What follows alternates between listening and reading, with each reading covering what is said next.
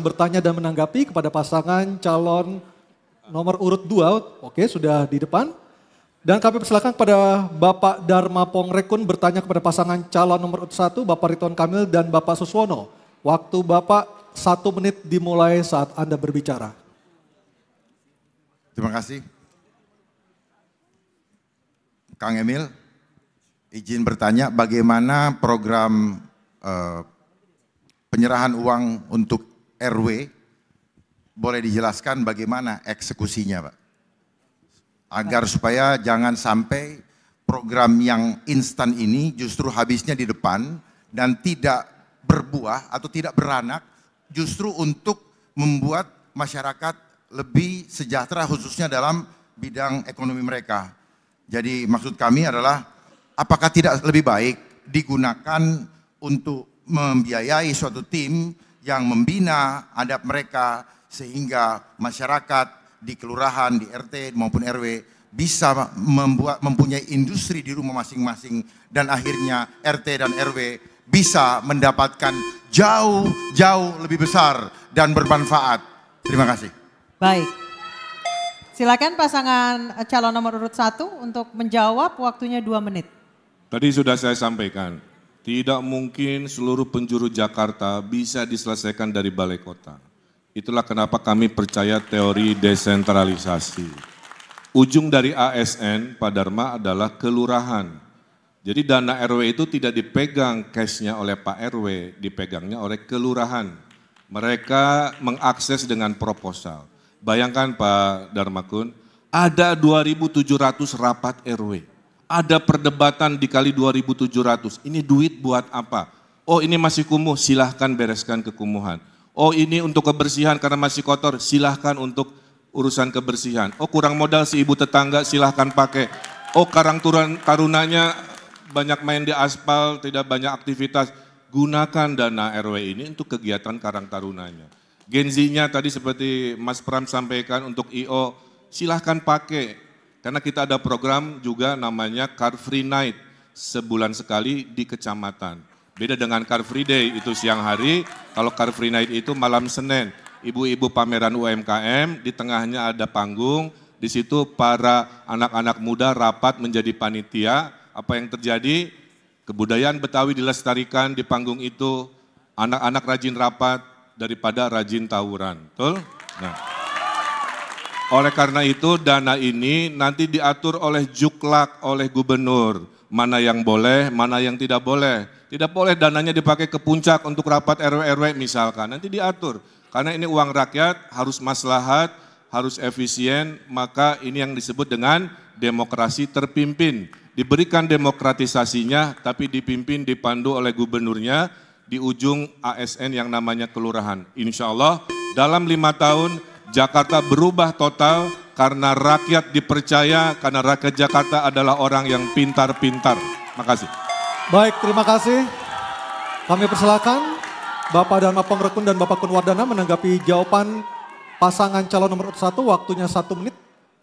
Kang Emil, boleh kami menanyakan mengenai, itu kan jumlahnya sama ya, disamakatakan antara RW yang maju, tempatnya atau yang banyak warga yang jadi semuanya tuh sama ya. Padahal kalau kita lihat di Pondok Indah mereka sangat ekonominya tinggi tapi mungkin di Cilincing ekonominya rendah. Kesetaraan bukan artinya sama rata. Nah ini bagaimana Kang Emil bisa menjelaskan proporsional dari pemberian dana 200 juta ke setiap RW tersebut. Terima kasih. Masih ada sisa waktu, Pak Kunwardana, cukup? Oke. Ya, saya yang jawab ya, saya tambahkan Pak Kun ya, bahwa, sudah mulai? Silakan Pak Suswono, waktu. Baik, ya. Jadi tentu saja setiap RW kan berbeda-beda kebutuhannya, jadi tidak berarti sama rata semuanya 200 juta ya, tapi ini sebetulnya dana stimulan untuk menyelesaikan persoalan di RW tersebut. Mungkin barangkali ada tempat-tempat yang juga sudah cukup bagus, tetapi kan ada persoalan lain ya, persoalan sosial, persoalan ekonomi, yang itu bisa dimanfaatkan.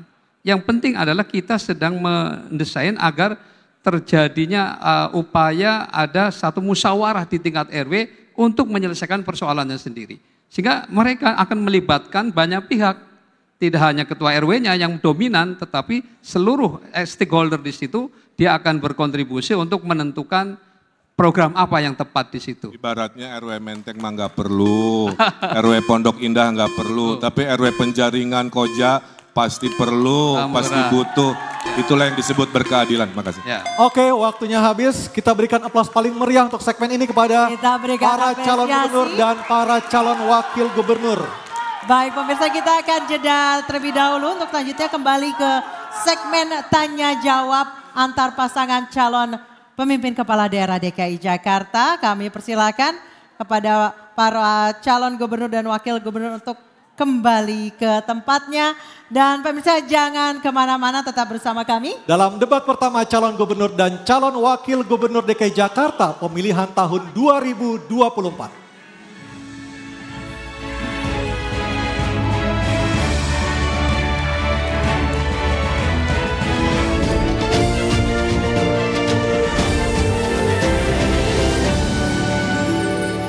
Bentar lagi kita harus memilih pemimpin buat 5 tahun ke depan. Suaramu yang bisa. Pak Kun Wardana yang saya hormati, salah satu perlindungan terhadap SDM adalah tentu kesehatan. Kita pernah mengalami pandemi COVID yang sangat luar biasa. Saya andai waktu bisa diputar kembali, kira-kira gitu ya. Kira-kira apa yang bisa kita lakukan untuk lebih baik dalam menyelesaikan yang namanya pandemi yang nauzubillah jangan sampai terulang lagi. Tapi andai kita waktu bisa berulang kembali seperti itu, kira-kira respon negara itu harus seperti apa dalam melindungi SDM? Karena banyak sekali korban dari yang namanya pandemi. Terima kasih, itu aja. Masih ada sisa waktu? Cukup. Cukup, baik. Dan kami persilakan kepada paslon nomor urut 2 untuk menjawab pertanyaan dari calon gubernur nomor urut 1. Kami persilahkan, waktunya 2 menit. Persoalan pandemi adalah persoalan isu kesehatan. Kita harus belajar melihat bukan yang tertulis tetapi yang tersirat. Saya punya pengalaman selama ini, baik pengalaman pendidikan, biasa melihat, selalu waspada dan melihat yang tersirat. Jadi kita harus waspada dari setiap isu yang ada. Apakah itu memang genuine atau merupakan infiltrasi asing untuk mengambil kedaulatan bangsa lewat isu kesehatan. Dan juga mengancam keselamatan masyarakat. Saya paham betul tentang pandemi ini. Pandemi ini adalah agenda terselubung dari asing untuk mengambil alih kedaulatan negara.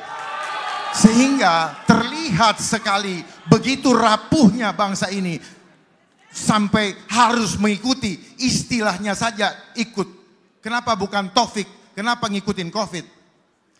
Bahkan banyak dari antara kita yang tidak paham bahwa PCR yang dipakai selama ini boleh diuji, itu bukan untuk mengetes virus. Jadi itu hanya untuk mengecek asidosis. Dan kenapa harus dicolok-colok? Kenapa tidak ambil dari ludah?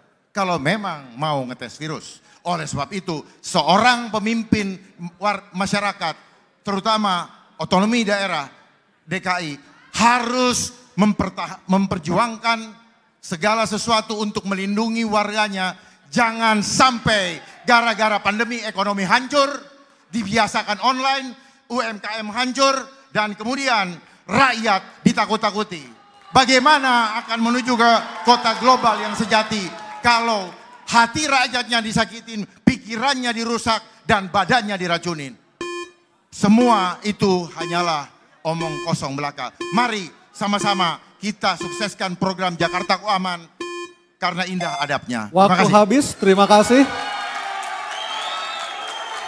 Mohon tenang hadirin. Kami persilakan calon gubernur dan atau calon wakil gubernur nomor urut 1 untuk menanggapi Bapak Ridwan Kamil atau Bapak Suswono. Kami persilakan, waktunya 1 menit. Ya, itulah pentingnya koordinasi antara pemerintah pusat dengan pemerintah provinsi atau kota kabupaten. Terjadi perbedaan pendapat itu biasa, ya. Kita perdebatkan di ruang-ruang yang sifatnya politik ruang-ruang yang sifatnya bisa menginfokan bahwa ada perspektif lain mungkin dalam menyelesaikan sebuah permasalahan sekelas seepik yang namanya pandemi. Tapi ujung-ujungnya pemimpin kalau sudah mengambil keputusan di level pusat, maka yang namanya gubernur harus taat. Maka yang namanya bupati wali kota harus taat karena dalam pengelolaan krisis memang harus satu komando.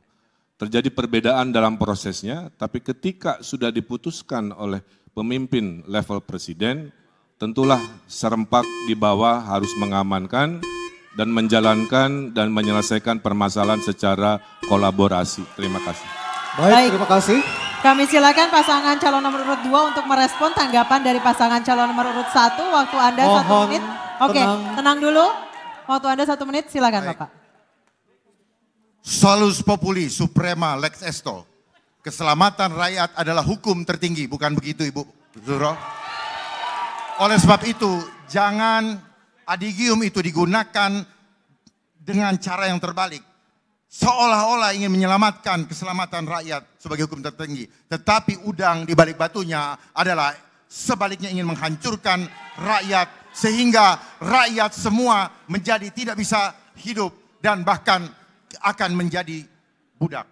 Saat ini kita ada dalam program ketiga yaitu control population, di mana mereka ingin mengontrol kegiatan aktivitasnya dan ingin mengontrol jumlahnya. Jadi perjalanan menuju ke 2045 akan menjadi masa kecemasan bukan masa keemasan. Ketika rakyat harus ditakut-takuti dengan segala macam regulasi. Jadi sebagai seorang pemimpin harus berani berdiri di depan untuk mengambil tanggung jawab dan risiko apapun untuk menyelamatkan. Waktu habis. Waktunya habis, terima kasih. Kami persilakan pasangan calon nomor urut 2 untuk kembali ke tempat. Pasangan calon nomor urut 1 harap di tempat tetap berada di sini. Bapak silakan kembali ke tempat pasangan calon nomor urut 2. Baik, selanjutnya calon gubernur nomor urut 1 Bapak Ridwan Kamil akan berhadapan dengan pasangan calon nomor urut 3 Bapak Pramono Anung dan Bapak Rano Karno atau Sidul. Oke.